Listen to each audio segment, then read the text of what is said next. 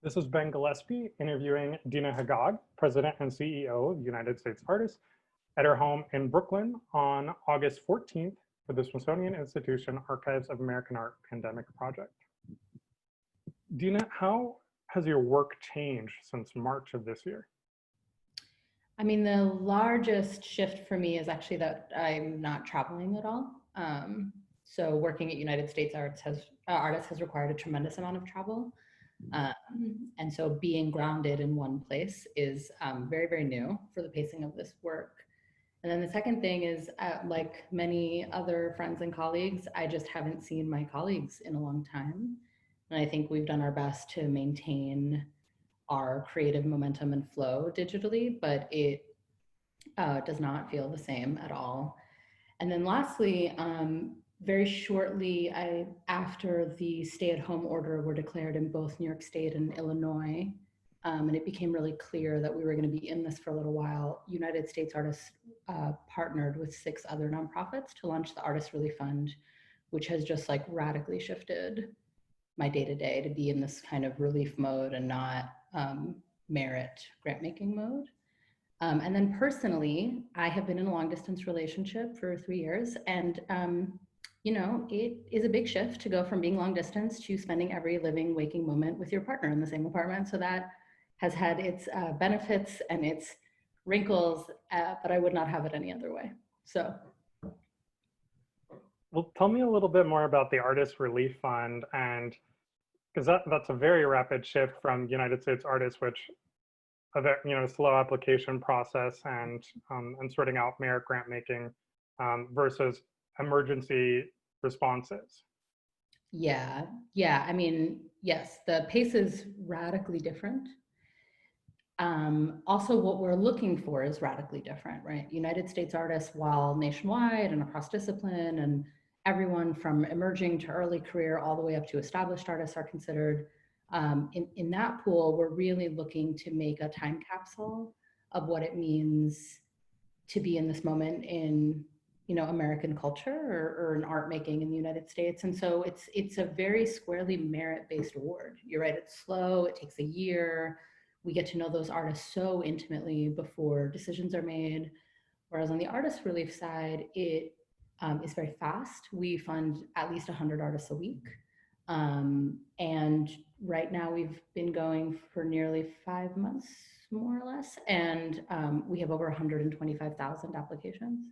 And so I think getting so many stories, so many quick stories, fast applications, we're not looking at artwork, we're not discerning merit, we're really just trying to find practitioners who are on the brink of something really severe. Financially, and hoping that the $5,000 we can wire to them instantaneously can just buy them a little bit of time to figure something out while we all work together to sort of assess the future of our field. It's funny, I'm thinking of it now, but in some ways, I guess Artist Relief also feels like a time capsule of a particular moment in culture making, except on this end, it's just how vulnerable all disciplines are in the arts and how quickly the bottom fell out for sort of all of them. But yeah, they're very, very different. They require different brains. Yeah. It just sounds like an incredible logistical effort to figure out how to make all of that work. For disbursement, could you tell me a little bit about how fundraising has changed and if that looks different for you now? Yes, absolutely. So it's a little hard. We've also been kind of in this dual fundraising space, both between our core work at United States Artists and our coalition work at Artist Relief. Since March, Artist Relief has raised $15 million. We've also never fundraised at that pace. And I think it really demonstrated how quickly the philanthropic community, both individuals and foundations, banded together to ensure that artists had something while, again, we're all sort of stumbling towards a very unknown future. And so I think the pacing of that was also super different, right? Foundations and individuals that historically take weeks, months, years to cultivate and work with and align, were making major investments to this fund very, very quickly. And so on one hand, I appreciate that the folks who are guardians to resources in the arts knew how to mobilize quickly. On the USA Fellowship side, it has been harder. It's probably been the hardest year I've had on record since joining this job, fundraising, for all of the obvious reasons. I think we're watching the whole world sort of fall apart. You know, the need and the urgency is across every single sector, right? I think we're watching donors put a lot of their resources back into their local communities, which is incredibly important. But for USA as such a national org, it can be harder to justify or make a case. I feel more motivated than ever to fundraise for United States artists because I feel like giving any artist right now an unrestricted $50,000 grant buys them time, even in the most expensive city. And right now, the thing many of our staff are struggling to divorce is the number of artists in the United States Artist Semifinalist Pool who are also in the Artist Relief Pool. And what do we do? And how do we think about that? And what does it mean? And I think, we're very guided by this idea that we can help, artists who need it. But I think the fundraising has been more challenging than it's ever been. And I imagine in this project, you're hearing that everywhere. Because I think from universities to museums to small community art centers to grant making institutions, we're all gonna have to buckle up for a little while. And we're all figuring out what that really means for the efficacy of our work. Yeah. The Artist Relief Fund, it's so incredible how it came together so quickly and how it's just operating at this breakneck pace and sorting things out. And it strikes me that, it's an incredible coalition that came together in the midst of social isolation, and with institutions that usually work on their own and have like pretty clearly defined venues. So I was wondering, is this helping you think through the future? And granted, it's a very uncertain future, but how you want to form partnerships going forward? Yeah, absolutely. So I think there are 7 core nonprofit partners to Artist Relief, and I'm just going to name them really quickly: the Academy of American Poets, Arcadia, Creative Capital, the MAP Fund, Foundation for Contemporary Arts, and the National Young Arts Foundation, alongside United States artists. My favorite part about this is I have worked incredibly closely with 6 other women, most of whom I've never met before. So it's this kind of amazing, weird, we've just like hamstrung all of our orgs together to pull this off. But I do think we were able to do things none of our orgs could have done before. And we were able to be vulnerable in ways I think we're not traditionally trained, right? Like we opened up our foundation books. We opened up like, here's every asset my org brings and what piece of it makes sense in this puzzle we're trying to build to help artists make it through this very trying time. Moving forward, I actually think, and one half of my trusted colleagues tell me, yes, this is the future, and the other half say, no, it's a lot more complicated than you think. So I may be naive, but I really think merging strategies are a solution. I think that it doesn't feel like we will be operating at the same pace or at the same scale for many years to come. And I think that very intense coalition building or partnerships, and then all the way up to logistical mergers, makes sense to me in the field right now, as we're watching folks have to downsize their programming, their fundraising capacity, their staff.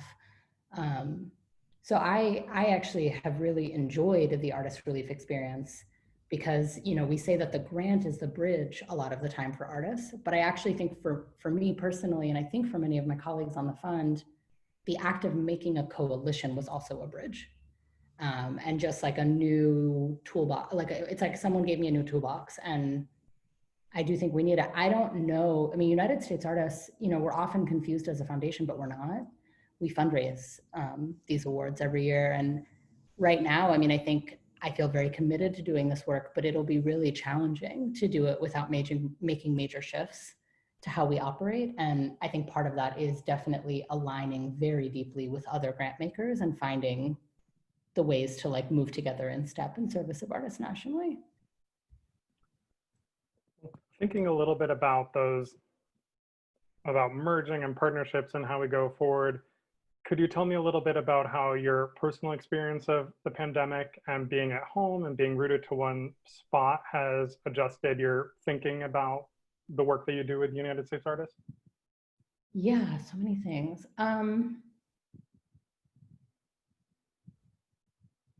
I have a disability, and I was actually doulaed into disability by artists. I didn't always feel comfortable using the word disabled until maybe about 5 years ago. I started to really understand the limitations of my body, and then also the politic of disability and the ways that it is really a tremendous organizing tool and an organizing community. And a few years ago, United States artists started working with the Ford Foundation and Mellon Foundation on a fund specifically for disabled artists nationally. We have not yet announced it, or it will come late 2020.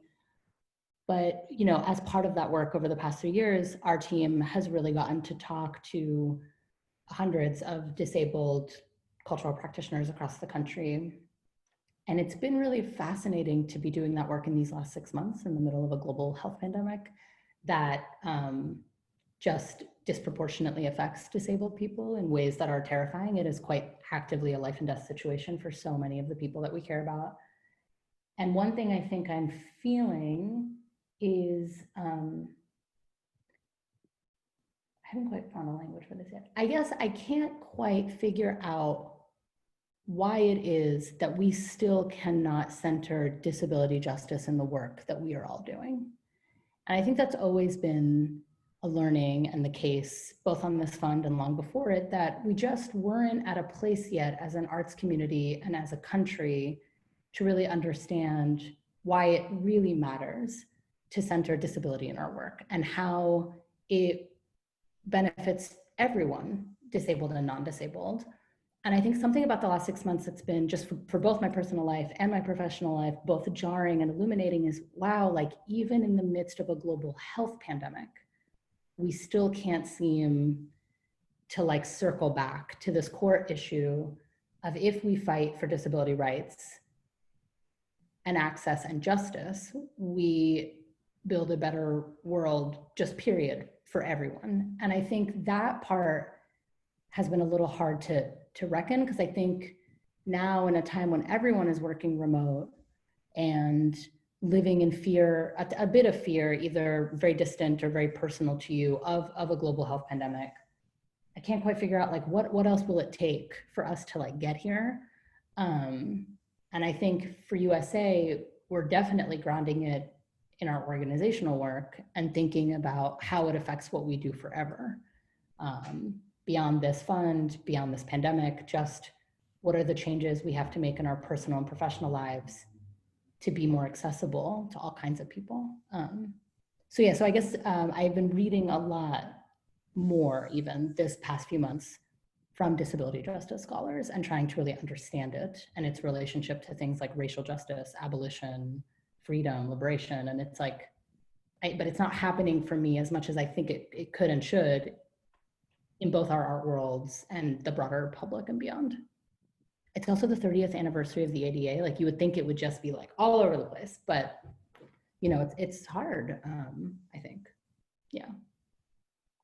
It's very difficult, like given, you know, this is a time where we're all separate and these communities that have heightened terror during, you know, a time of a global health crisis that obviously affects each community very differently. And we're seeing that different communities are hit and affected differently, and how to adjust our behavior to look, to see what's happening in our neighborhood, what's happening within our family. And those questions of visibility and basic care really come to the fore. And so I guess my question to follow up on that is, how are you then caring for yourself and for your loved ones and helping to cultivate care at United States Artists?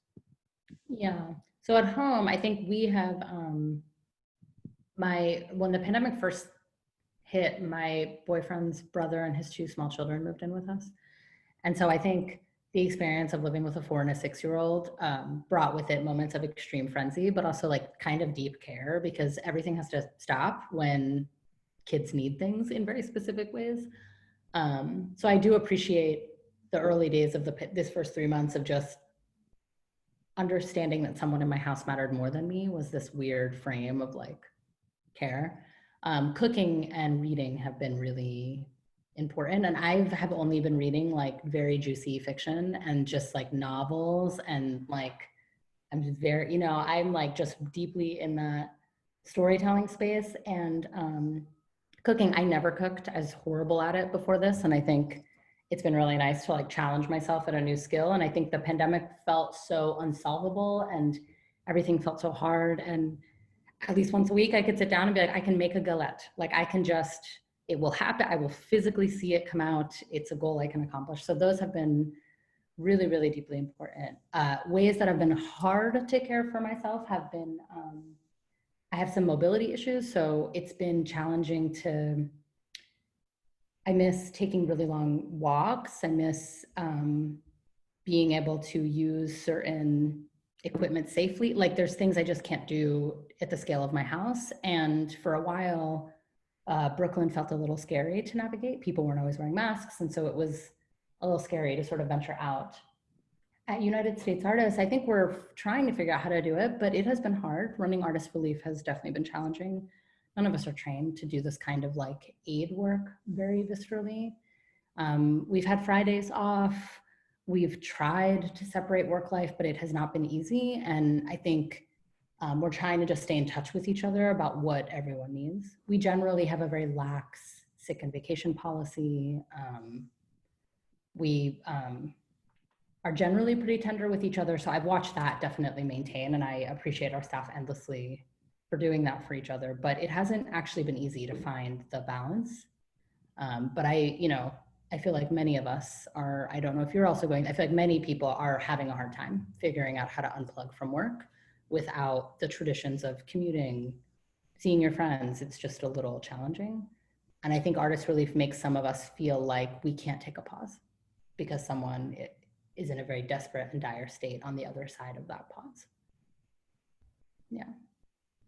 Just by way of wrapping up, thinking about the many threads we've touched on, what lessons do you think will carry with you going forward from 2020 and its endless crises?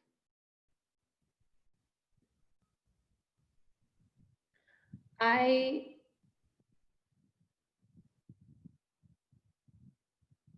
don't know what the lesson is, but this can't be the world we rebuild from here. We can't have hundreds of thousands of people just have their entire stability just poof, gone in like an instant. I think my biggest lesson from this is coalition. And I actually think moving forward, I hope, that the best way to move forward is coalition and is also cross industry. It's really, really hard to be alive in the United States. And it shouldn't be this hard. And it shouldn't feel like people's lives are literally on the line because of one, in the course of just a matter of minutes, weeks, days. It's too much. And I feel like, I look at our pool and I wonder, what can we do to help artists? How do we make this more sustainable for our sector? And I don't have any answers, but I look at our pool and I go, wow, if we just had a better healthcare system, we wouldn't have half these artists. If we just had better unemployment insurances, we wouldn't have half these people. And so I think our work moving forward is deeply, deeply political. It is deeply steeped in a kind of advocacy for the living, working person, irrespective of our fields. And I think the only way to move things at that scale is coalition. And in my dream of dreams, something like artist relief would work upwards with lots of other industries so that we can build a better world. And then the last thing is I will never again regret, oh my God, I'm never gonna like skip plans ever again. I'm never gonna tell someone I'm coming to a party and then last minute not show. Like I'm gonna savor every party as soon as this ends. But yeah, I also think I can't walk away now thinking about various ways to be more accessible to lots of populations. And the pandemic, we did it, right? We're ostensibly operating in lots of ways that are accessible. And I wanna hold on to those things in both my personal and professional life moving forward. Yeah. Oh, well, thank you very much for speaking with me today. Thank you. Very excited to invite you to something that you can't decline. I know, I'm really into it. Thank you. Have a wonderful day.